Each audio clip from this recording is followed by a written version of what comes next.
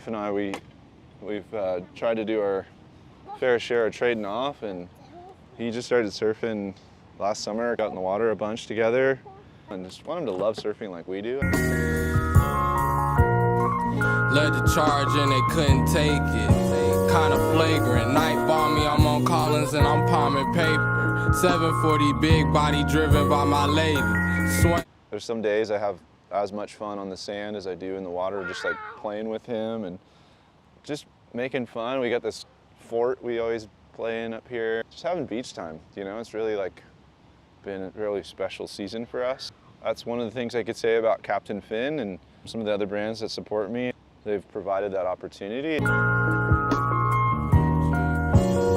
Being with the brand since like day one, you know, there was always an opportunity to design fins and make art and do different things. And you know, Mitch Absher was one of the catalysts to that for me. And our friendship, it just, you know, kind of started from surfing together, and then it developed into, I don't know, more and more of just like an appreciation for one another. And his surfing, I've always looked up to it. Like, he's from that generation that got me into surfing, you know. Mitch is one of those guys, I think, from the very beginning, was an inspiration before I even knew him. And his generation, you know, Joel Tudor, Mitch, and Tyler Zekian, just so many guys like that built their own stuff and rode that stuff well. And, you know, Mitch is someone that has always, you know, kind of brought such a creative element to things. You know, kind of starting off with Captain, we did a fin, and I think the first fin I did was like a Native American face, and it was this like really kind of interesting like bitmapped graphic that I found from like a 30s, I don't know, like magazine or something. And then it morphed into a Lone Ranger fin. And then I ended up doing a fin with like myself on it with this like military army helmet when I was rider's age, like I was like 4 or 5. Mitch just let me do whatever I wanted, which was super cool. It was inspired by like old things. And this was supposed to be like really, really gold, but it turned out a bit yellow, I think because of the white base. And I just was like, man, just something about it was really cool. We just recently introduced like kind of a coffee color, and then like this green Coke bottle color. And then, yeah, this fin was the original outline that I did, and it was based off of 2 skateboard tails. So it was like an 80s skate deck was the like rear curve, and then the front curve was this old GNS, you know, sidewalk surfer that I had. So it's like the GNS curve is like this side, and then the 80s like skate deck was this side. I think it was like a Vision or a Gator or something. I just literally laid them down and like just traced the curves. And I was like, I want to try this. And then we made one. And I originally had it really tipped out, kind of like this one is. So if you look how this one has this like kind of more curved tip, that's how that originally was. And we kind of rounded it just for a bit more of a user-friendly aspect to it, so just it wouldn't gaff you. We went back to this tip in this trimmed down version, which I think really has given it a new and like a rebirth, a new dynamic to what it was originally. And I started riding it, and I was like, this fin really works good. And it took a long time for like the pivoty fin to catch on. I feel like I see a lot of them now, but for a long time I felt like, man, maybe I'm out on an island here. Like, I just designed something that no one else is gonna really like, but I'm sticking with it because it's what I, you know, kind of started to like really gravitate towards.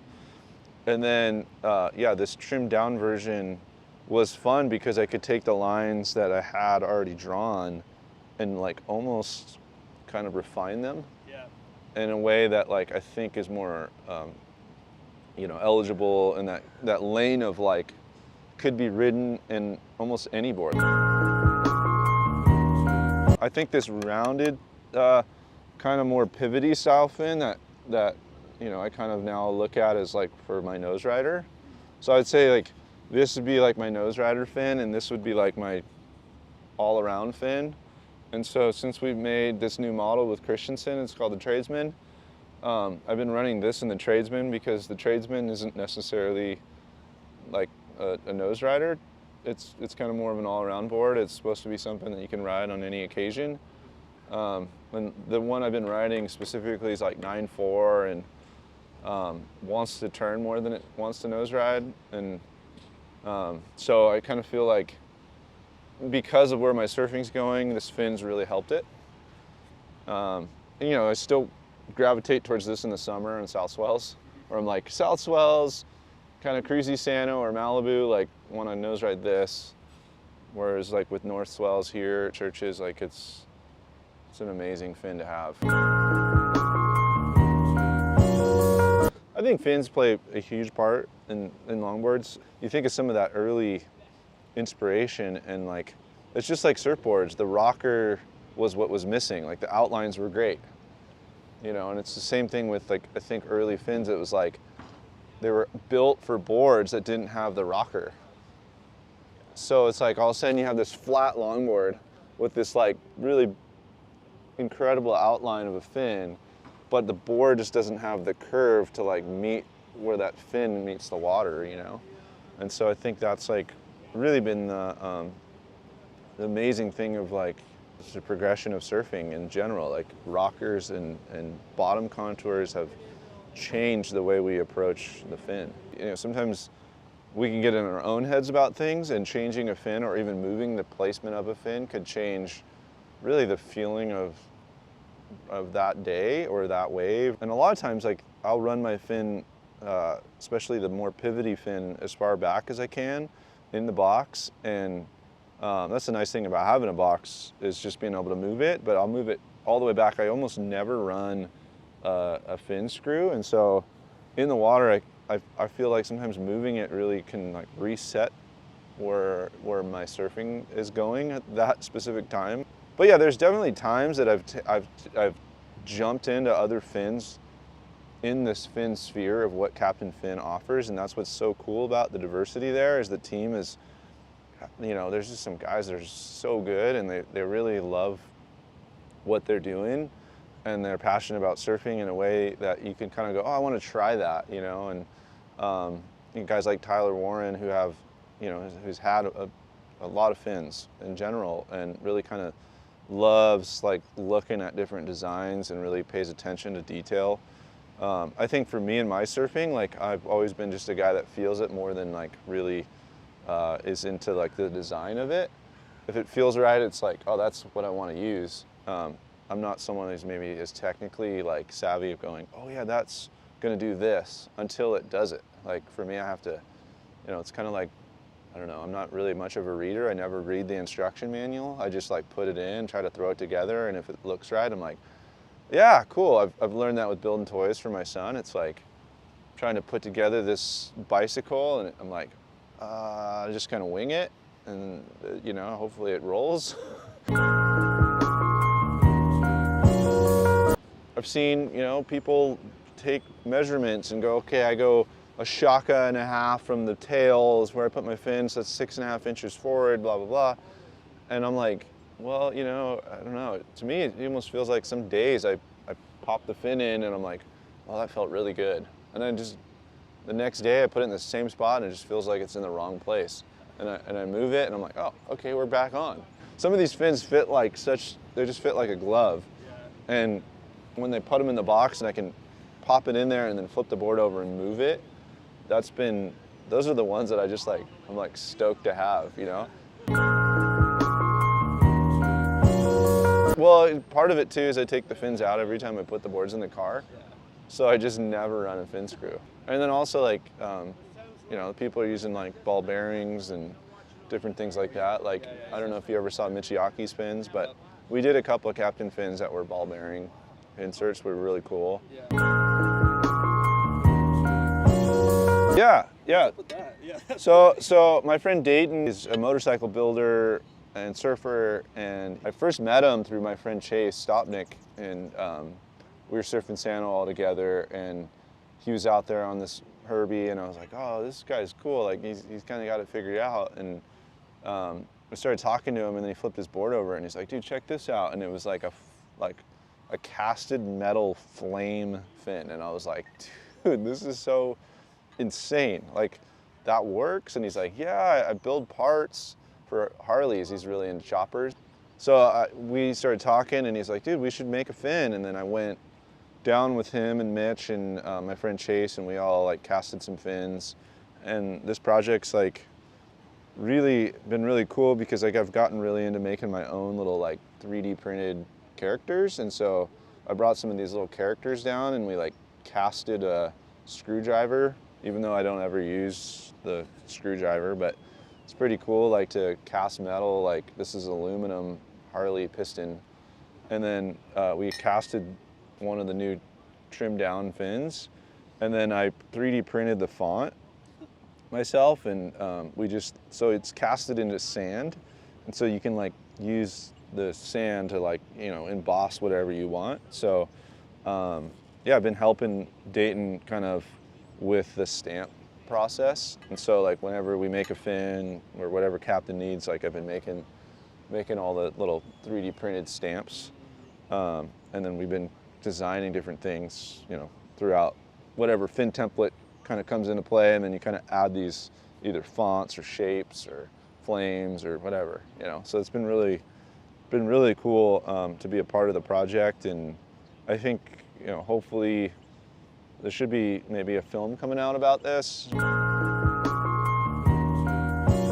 I mean, honestly, the weight, this is definitely a really significantly heavier fin because it's pure aluminum. I think you could probably lighten it by hollowing it out because it's such a solid fin, you know? And if you did that, you wouldn't really notice a huge difference in performance.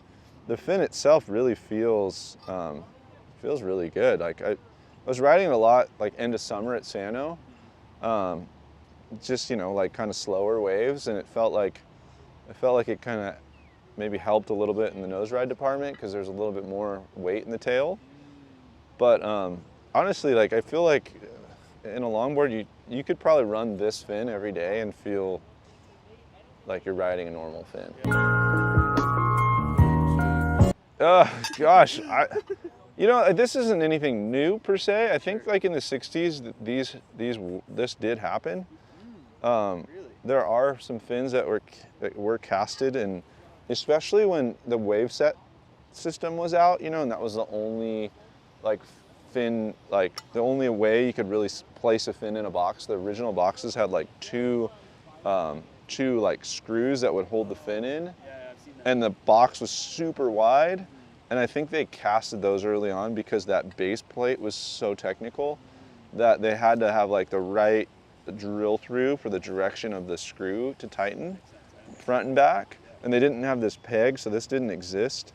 So, I mean, you know, casting is actually really primitive in a sense. Like, really, I mean, man, if you wanted to, you could really explore some really technical dimension with this. I'm not sure like that it's like an answer like a lot of things, but it's definitely like a unique approach to something that like I think maybe has been overlooked. And that's one thing that's really cool about this casting is like it does feel like, you know, this fin isn't gonna, you're gonna hit a rock and it's not gonna like nick, you know, whereas like I think fiberglass, you know, it's a little more durable, but it's also a little bit more like disposable.